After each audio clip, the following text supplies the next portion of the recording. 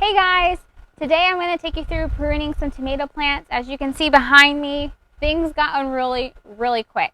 So I started these from seed roughly about 10 weeks ago, planted these in my raised beds, kind of around the 3-week range, and they just took off. So things are crazy. I wanted to walk you through the process of pruning a tomato plant and just kind of tell you why it's important to do. So the first thing I'm going to do when I'm coming in and pruning my plants is I'm going to go and attack some of the lower leaves. That's just because if there's any rainfall or water and it splatters and it hits the leaves, that's just a recipe for mildew, blight, all things that you don't want. It also is kind of creating an area where insects can crawl up your plant. So by getting rid of those bottom leaves, it really eliminates those issues. So I'm going to bring you a little closer so you can kind of see what I'm looking at, what my thought process is when I go to prune my plant. So the first thing I'm going to do, we're at the base of the plant, I'm just kind of looking around, seeing what's going on. Remember, I also planted my beans really close, so you can see some of their foliage hanging out. And I'm just going to follow the bottom leaves, and then I'm just going to trace it back to the base of the plant. And I'm just going to come in and snip it off and remove it. And I'm just going to do that for the entire bottom of the plant, just so we can kind of see what all we have. So I'll come in, you see this branch that's coming off our main branch right here. I don't want this, so I'm going to follow it all the way to the base and snip it off and remove it, creating way more air circulation for the plant. And so like I said, when I get started, I just go through and do that. And I'll just go through and do that, and then I'll take a step back and assess what it looks like.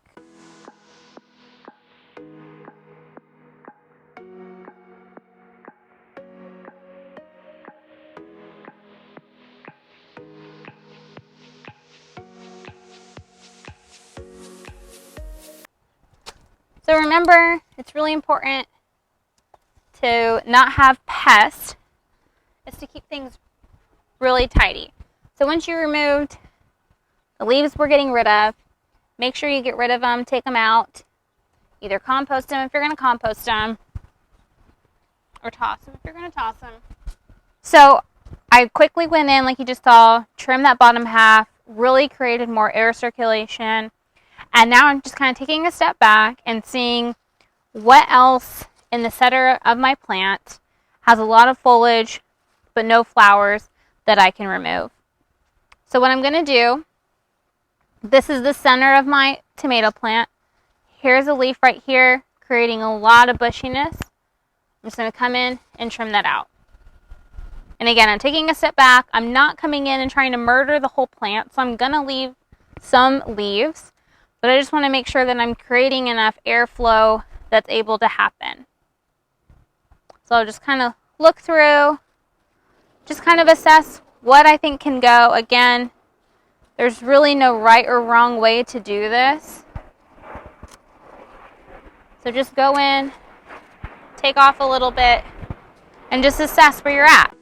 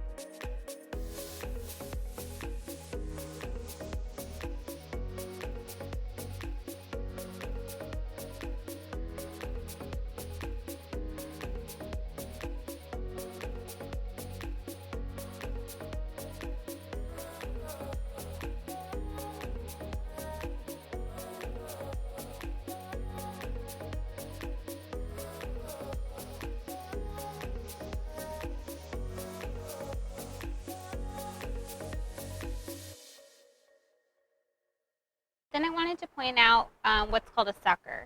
So you see this little guy right here? So we have our main branch, then we have a stem, and then almost in the armpit of the two, we see this new growth.